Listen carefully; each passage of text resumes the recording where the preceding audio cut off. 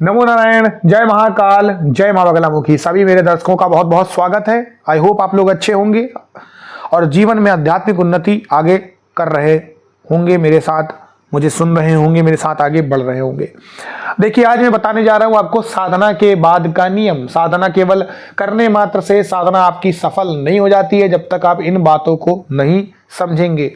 यानी साधना करने के बाद भी साधक जो होता है उसका काम समाप्त नहीं हो जाता है, क्योंकि वास्तव में साधना जो होती है ना, वो साधक काम आरंभ भी करवाती है। साधना तो केवल एक पहला स्टेशन है। अब तो गाड़ी आपकी जो होती है ना, चल पड़ी है। अब साधना के जो क्षेत्र में आप लौटने का कोई अवसर ही नहीं, केवल आगे बढ़ते चले, पीछे के दरवाजे आपके बंद होते जा रहे हैं, है ना। अब ये बात अलग है कि आपने साधना की है, छोड़ ही दिया है पूरा, अब उस रास्ते से ही हट गए, तो बात अलग है। लेकिन अगर आपको कुछ पाना है जिंदगी में, तो फिर आप पीछे नहीं लौट सकते हैं। साधना जो होती है अपने आप में एक परीक्षा होती है। इसमें सफलता असफलता आपके ऊपर निर्भर करती है। यदि योग्य मार्गदर्शक रहा तो साधना सफल हो जाएगी, अन्यथा आप यहीं भटकते रह जाएंगे। जब भी आपकी साधना सफल हो जाती है तो आपको विद्या मिलती है, गुरु मिलती हैं, देवता मिलते हैं, आपके अंदर अनेक प्रकार के परिवर्तन आपको देखने को मिलेंगे। और असफल साधना के बाद क्या होगा कि सफल साधना में तो जिस तरीके से साधक कर रहा होगा ना, असफल साधना में सब उल्टा उल्टा होगा।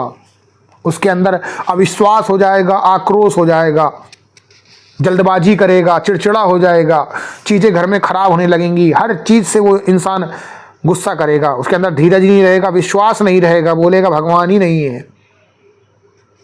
तो इसी प्रकार से असफल और सफल साधना के हिसाब से ही व्यक्ति आचरण करता है। सबसे पहले देवों के प्रति आचरण। अगर देवों के प्रति, अपने देवताओं एवं अन्य सभी देवता जो हैं उनके प्रति श्रद्धा, आचरण और आदर आप नहीं रखते हैं, तो आप देख लीजिए कभी भी आप सफल नहीं हो सकते हैं। जब भी आप अपने देवताओं के प्रति आदर रखेंगे, उस मंत्र पर विश्वास रखेंगे, सम्मान रखेंगे, तो इससे आपकी जो साधना होगी वो हष्ट पुष्ट होगी, आगे बढ़ेगी और उसके बाद सकारात्मक परिणाम आपको देखने को मिलेंगे। संपूर्ण जो प्रकृति है वो देवों के अधीन है और देवता प्रकृति के आश्रित हैं। अतः इनके प्रति आपको नम्र आचरण रखना है। अगर आप देवता और प्रकृति का मतलब यहाँ पर पेड़ पौधे, पशु पक्षी, जंतु से है, अगर इनके प्रति आप सही आचरण रखते हैं, सही मन लगाते हैं, तो यकीन मान के चलिए ऐसे लोगों से देवता बहुत प्रसन्न होते हैं। जैसे जैसे आप प्रकृति के प्रति अपना आचरण सही रखेंगे तो वहाँ आपकी प्रगति होगी, अगली साधना में आपकी तरक्की होगी और साधना के मार्ग में आप एक एक करके आगे बढ़ते चले जाएंगे।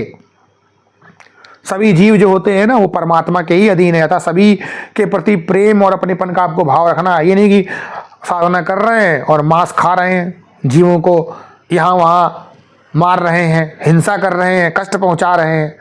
इस तरीके से कभी भी ना आपको आशीष मिलेगा और ना साधना आपकी फलीभूत होगी।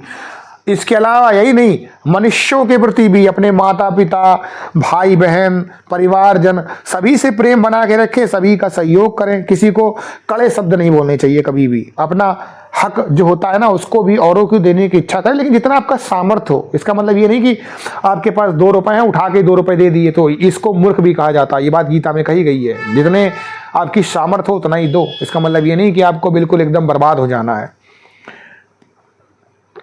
ऐसा नहीं है कि आप पूरा ही सब कुछ दे डाले और कंगालपति बन गए, बिल्कुल ये भी नहीं है। हमेशा अपने लोग जो हैं उनका आशीष पाएं। अपने गुरुजन के प्रति भी आप हमेशा अच्छा रखें। अपनों से बड़े जो छोटे हैं उनके प्रति भी आप प्रेम का बर्ताव रखें और सभी को मान सम्मान दें। सदाचार आपके जीवन में हमेशा अनुशासन ही पैदा करेगा और इस अनुशासन जो होता है ना, उससे आप हमेशा स्वार्थ से ऊपर उठकर बात करते हैं। इससे आपके अंदर सत्य आएगा, अहिंसा आएगी, विनम्रता आएगी, परोपकार आएगा, करुणा आएगी, दया आएगी, क्षमा आएगी।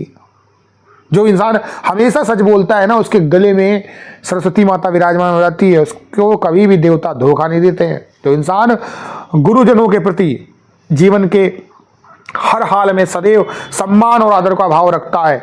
यदि आवश्यकता अनुसार हो तो उनकी सेवा भी ग्रहण करता है, उन्हें नित्य प्रति आदर पूर्वक झुककर, चरण छूकर प्रणाम करता है। तो ऐसे में वो हमेशा आगे बढ़ जाता है। एक कहावत सुनिएगा की वृद्धियों की यानी गुरुजनों की वृद्धों की जो नित्य सेवा करता है उसके 4 पदार्थ बढ़ जाते हैं, आयु विद्या यश और बल। अभिवादनशील से नित्य वृद्धोपसे विना चत्वारि तस्य वर्धन्ते आयुर्विद्या यशो बलम। ये बात जान लीजिए, आयु विद्या यश और बल बढ़ता है जो ये काम करता है।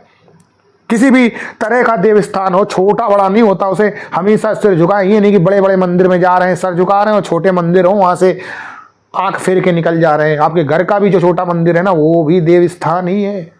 अगर बड़े मंदिरों में भगवान विराजमान है तो छोटे मंदिरों में कुल देवी देवता होते हैं, और कुल देवी देवता रुष्ट है ना तो आप कितने भी बड़े मंदिर में चले जाओ कभी सफलता नहीं पाओगे।